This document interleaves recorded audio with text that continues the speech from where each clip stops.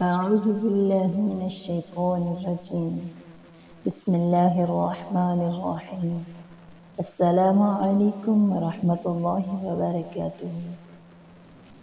آج ہم انشاءاللہ العزیز سورہ بقرہ کی آیت نمبر 126 کا ترجمہ اور تفسیر کریں گے۔ حضرت خلیل اللہ علیہ السلام نے اللہ کی راہ میں قربانیاں دی، مال و منال، اہل و عیال اور خود اپنے نفس کی خواہشات کو نظر انداز کر کے تعمیل احکام ربانی میں مسارعت کے جو کارنامے پیش کیے وہ عجائب روزگار میں سے ہیں۔ اس کے ساتھ اہل و عیال پر شفقت اور محبت ایک طبعی اور فطری امر ہونے کے ساتھ حکم ربانی بھی ہے۔ مذکور صدر آیات اس کا مظہر ہے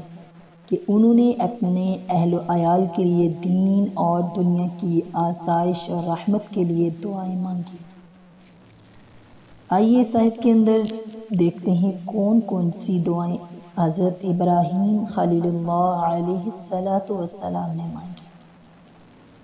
وَإِذْ قَالَ إِبْرَاهِيمُ رَبِّ اجْعَلْ هَذَا بَلَدًا آمِنًا وَارْزُقْ أَهْلَهُ مِنَ الثَّمَرَاتِ، اور جب کہا ابراہیم علیہ السلام نے، اے میرے رب بنا اس کو شہر امن، وَارْزُقْ أَهْلَهُ مِنَ الثَّمَرَاتِ، اور روزی دے اس کے رہنے والوں کو میوے، من آمن منہم باللہ والیوم الآخر، جو کئی ان میں سے ایمان لائے اللہ پر اور قیامت کے دن پر۔ قال ومن كفر فأمتعه قليلا ثم أضطره إلى عذاب النار، فرمایا جو کفر کرے اس کو بھی نفع پہنچاؤں گا تھوڑے دنوں، پھر اس کو جبراً بلاؤں گا دوزخ کے عذاب میں۔ وبئس المصیر، اور وہ بری جگہ ہے رہنے کی۔ دعا کو شروع لفظ رب سے کیا ہے، رب جعل، جس کے معنی ہے اے میرے پالنے والے۔ ان الفاظ میں دعا مانگنے کا سلیقہ سکھایا ہے کہ خود یہ الفاظ حق تعالی کی رحمت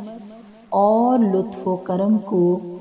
متوجہ کرنے پر مؤثر دواعی ہیں۔ پھر سب سے پہلی دعا یہ فرمائی کہ اس چٹکل میدان کو جس میں آپ کے حکم کے مطابق میں نے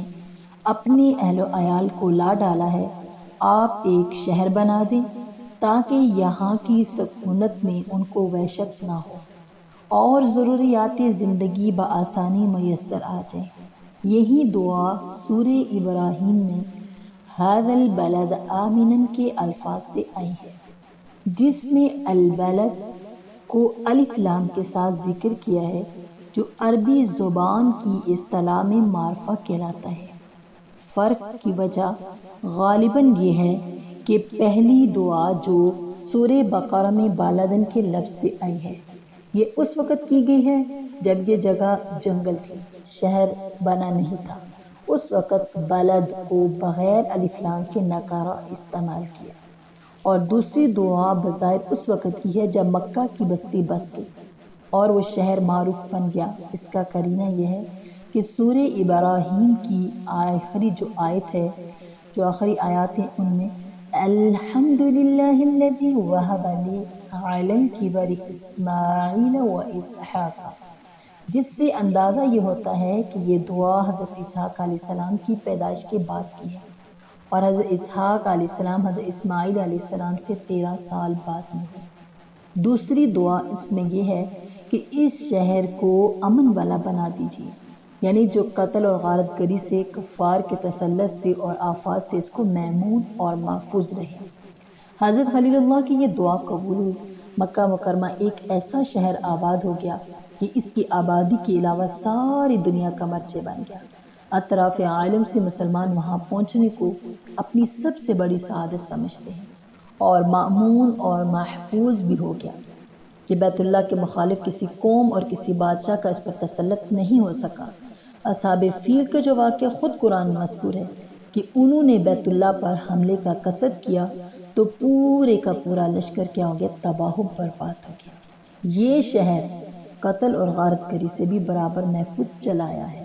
اسلام سے پہلے بھی زمانہ جہالت والے کتنی خرابیوں اور کفر و شرک کی رسموں میں مبتلا ہونے کے باوجود بیت اللہ اور اس کے ماحول حرم کی تعظیم و تکریم کو ایسا مذہبی فریضہ سمجھتے تھے کہ ایسا ہی دشمن وہاں کسی کو مل جائے حرم میں اس سے قصاص یا انتقام نہیں لیتے تھے، بلکہ سکان حرم کی تعظیم اور تکریم بھی پورے عرب میں عام تھی۔ اسی لیے مکہ والے ملک شام اور یمن سے تجارتی درآمد اور برآمد کا سلسلہ رکھتے تھے اور کوئی ان کی راہ میں حائل نہ ہوتا تھا۔ تیسری دعا یہ فرمائی کہ اس شہر کے باشندوں کو پھلوں کا رزق عطا فرمائیے۔ مکہ مکرمہ اور اس کے آس پاس کی زمین نہ کسی باغ و چمن کی متحمل تھی، نہ وہاں دور دور تک پانی کا نام و نشان تھا، جیسے کہ پچھلی آیات میں بتلایا گیا ہے، مگر حق تعالی نے دعائے ابراہیمی کو قبول فرمایا اور مکہ کے قریب ہی طائف کا ایک ایسا خطہ بنا دیا جس میں ہر طرح کے بہترین پھل بکثرت پیدا ہوتے اور مکہ مکرمہ آ کر فروخت ہوتے ہیں۔ بعض اسرائیلی روایات میں ہے کہ طائف دراصل ملک شام کا خطہ تھا، جس کو باحکم خداوندی جبرائیل علیہ السلام نے یہاں منتقل کر دیا۔ حضرت ابراہیم علیہ السلام نے اپنی دعا میں یہ نہیں فرمایا کہ مکہ اور اس کے ماحول کو گلزار اور پھلوں کی زمین یا قابل کشت بنا دیجیے، بلکہ دعا یہ فرمائی کہ یہ چیزیں پیدا کہیں اور ہوں مگر مکہ میں پہنچا کریں۔ اس میں شاید یہ راز ہو کہ حضرت ابراہیم خلیل اللہ علیہ السلام یہ نہیں چاہتے تھے کہ ان کی اولاد کاشتکاری یا باغبانی کے کاموں میں مشغول ہو جائے، کیونکہ ان کو اس جگہ آباد کرنے کا منشا تو حضرت ابراہیم علیہ السلام نے خود فرمایا کہ ربنا لیقیم الصلاۃ، جس سے ظاہر ہوتا ہے حضرت خلیل اللہ علیہ السلام اپنی اولاد کا اصل مشغلہ بیت اللہ کی حفاظت اور نماز کو قائم رکھنا چاہتے تھے، ورنہ کیا مشکل تھا کہ خود مکہ مکرمہ کو ایسا گلزار بنا دیا جاتا کہ دمشق اس پر